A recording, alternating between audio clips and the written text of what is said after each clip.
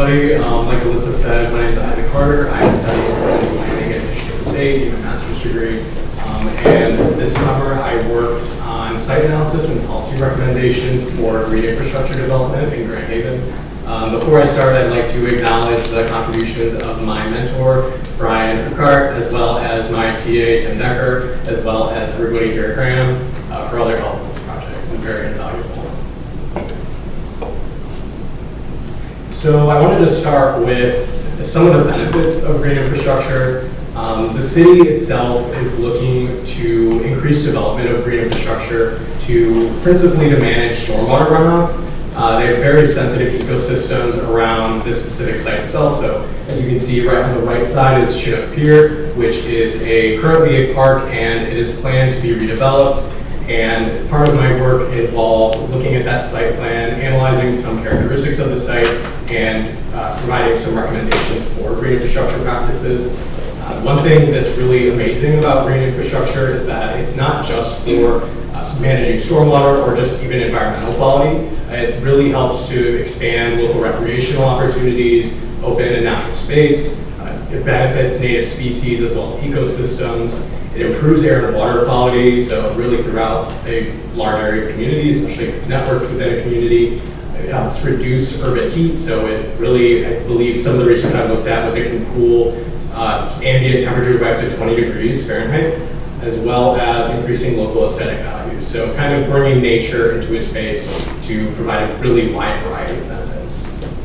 And these benefits can be qualified with the triple bottom line framework. So through better community health and well-being, environmental protection, and long-term financial advantages, it can help mitigate floods, which helps public safety, protects the environment and animals and species, and reduces gray infrastructural costs down the road. It also helps make a community more attractive and active, which can bring investment to a community as well as better public health. And it really just having better environmental quality and a more attractive community provided by green infrastructure can really help the financial, physical, and economic health of the community. So there are a lot of different types of green infrastructure. It is a very flexible and varying kind of infrastructure.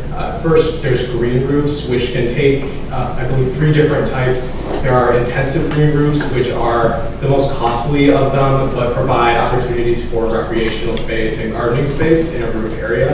There's also extensive green roofs, which typically host succulent plants and some smaller plant species, but aren't really meant for recreation, but still can manage stormwater. And then there's also semi-intensive, which are kind of a mix of the two. And extensive are the lowest cost and maintenance of those. Also, there are rain barrels, which are used to store rainwater for later reuse. And these water can be recycled or used for landscaping that's collected by these rain barrels. There are also raised beds, so these provide a lot of opportunities for urban gardening and food farming. And they do that while also managing stormwater runoff, so providing an outlet for that runoff, especially if it's collected. There are also artificial wetlands, which pretty much mimic natural wetlands in their way to infiltrate and purify stormwater. And they're also very good ways to store overflow of runoff and really manage very high quantities of runoff that can come with large storms. So there's also permeable pavements, which work to kind of augment the capability of regular pavements to infiltrate stormwater into the ground. So especially in sites where there's a lot of limited surface area and a lot of required surface area, such as parking lots or driveways, these can be really useful to slow runoff and really help manage it and get it to infiltrate into the soil rather than entering into a watershed or river that's more sensitive to pollutants. Next, there are rain gardens and bioswales, which kind of similar to artificial wetlands. They mimic natural processes and use native species to manage stormwater, purify it, as well as provide a little bit better aesthetic quality. That image right there was actually taken in Southfield. And so it kind of right between 2 parking lots. It's a good way to really infiltrate stormwater and make it so it doesn't enter the ambient environment and it rather gets purified with native species. Next, there is downspout disconnection, which can be used in conjunction with green roofs or rain barrels, really a lot of different types. And it can help redirect water that would otherwise just go right into the ground into other green infrastructure systems or storage. And lastly, there are underground cisterns, which are pretty similar to rain barrels in the way that they store water for later use. So there are a lot of barriers to development that my work seek to address. Green infrastructure presents very unique maintenance requirements since it kind of blends both human and natural infrastructural practices. So it requires human input, but it also utilizes natural processes, native plants, and really just kind of emulates an ecosystem. So this presents very unique requirements for maintaining this infrastructure. And if it isn't maintained adequately, it is much less effective at doing its job. So there's also a lot of awareness gaps, and it's a very novel type of infrastructure. So a lot of people may not be aware of how to maintain it, what it may require for design, and how it can really affect the environment and the property. There's also a significant initial cost for development.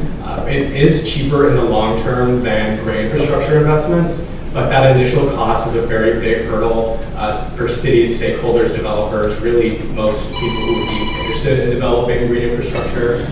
And there's also a lot of unclear or restrictive policies. So high parking requirements really limit the amount of area that can be used for green infrastructure, for example, or they may just limit awareness by not doing enough to educate and engage the public.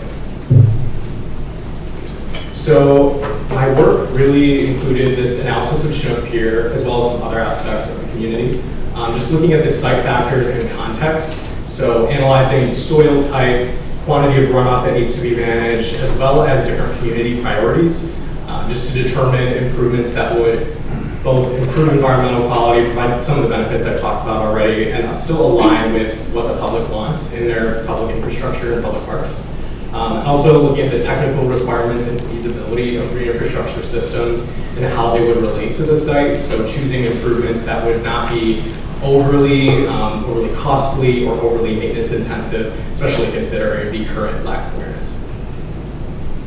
And from the start, it was very important that I integrate the community goals and feedback that was included in the 2023 Beyond Pier Waterfront Master Plan, which looked at this exact site and provided pretty solid community feedback for me to build my recommendations on.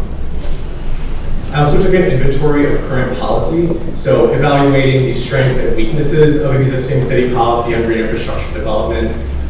Grand Haven currently has a pretty significant foundation of policy that can help promote and implement green infrastructure. So having design requirements and manual standards for stormwater management, as well as a public engagement plan, really kind of lays the groundwork for further engagement and information for the public for green infrastructure systems.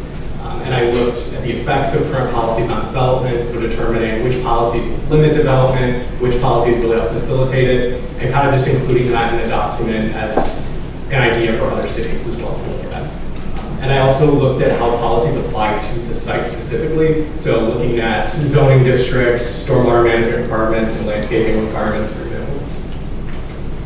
I also looked at a lot of case studies and did research into the different requirements of green infrastructure. So looking into different best practices, which I mainly gathered from SEMCOG, an excellent resource for green infrastructure development, as well as example policy language. So I utilized some current policies from other cities to compose my own policy revisions that I would recommend the city pursue to better promote green infrastructure.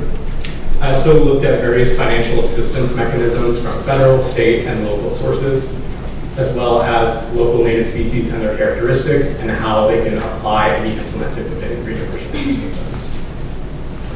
So my first deliverable here mainly includes this site plan. So it may be difficult to see, but in the middle there, you can see the extensive green roof. So that is right on top of the existing proposed building. So this right here in the background is the proposed site plan for Chinook Pier. And I just put these on top of it. So we have the green roof right here that would help manage stormwater on this pretty large surface. It's about 11,000 square feet. And it would redirect that stormwater both. It could be reused within the building for plumbing. It could also be used for the raised beds to the right of the green roof. And those provide some urban gardening opportunities in alignment with the planned farmers market expansion. And then the bioretention cell on the left side would collect that runoff from the parking lot. So there's a lot of impervious surface on this lot, and it would help collect that, purify it, and then finally release it back to the river. So it's kind of a middleman between the actual site, the runoff, and the river to ensure that runoff that enters the river is mostly free of pollutants. Also, I included a multi-use splash pad on the bottom left corner. So that is a flexible use thing modeled after a case study that I found in Sioux City, Iowa, I believe, and it can be transformed into an ice rink in the wintertime. So it has a removable like wall on the side, and that can be used for emergency storage of stormwater, as well as providing greater variety of activity in the site as identified by the citizens who were surveyed about the site. And finally, floating wetlands right there by the harbor up there would help continually manage that stormwater that leaves the bioretention cell as well as river water. So those wetlands, through biofilm as well as the native plants on them, they can help purify stormwater or river water and remove pollutants from it, as well as provide aesthetic quality. A lot of these would really help provide aesthetic quality for the whole site, and they can also increase property values. So I also came up with some recommendations for policy. So revising city parking requirements to be a bit less restrictive by basing them off of net square footage, so the usable area of a site, as well as assessing local climate vulnerabilities through a vulnerability assessment, amending stormwater management requirements, and then streamlining and incentivizing the use of vegetation, so including examples of vegetation that could be used, as well as providing reduced parking requirements if plans utilize green infrastructure systems. And finally, building a green infrastructure plan, I think, would be really important to have a long-term vision of how the city would like to expand its green infrastructure and manage stormwater. And finally, evaluating capacity and requirements for maintenance, since, especially if they do plan to have extended developments, it would be very important to know where the city stands for maintenance capabilities. So I also included some native species fact sheets that can be used for different types of green infrastructure systems, as well as a lot of different financial opportunities that really aim to make them more implementable and easy to have knowledge about and research for stakeholders as well as the city. So finally, like all the other projects here, this really had a lens of transferability in mind. So having an interactive case study framework, so I have an ArcGIS StoryMap that goes along with the site plan that kind of takes you through the process in a pretty accessible way, more accessible than a full report. Selection tool for best practices, so it's a flow chart that takes you through various site characteristics to determine applicable improvements. There's also financial assistance opportunities like I already spoke about, and policy identification and recommendations. So it's kind of a framework for other cities to evaluate their own policy and kind of see other examples that would help promote green infrastructure. And finally, resources and native species information. So kind of similar to what I already talked about, including resources for other communities to evaluate native species that would be applicable for their own. And that's it, thank you.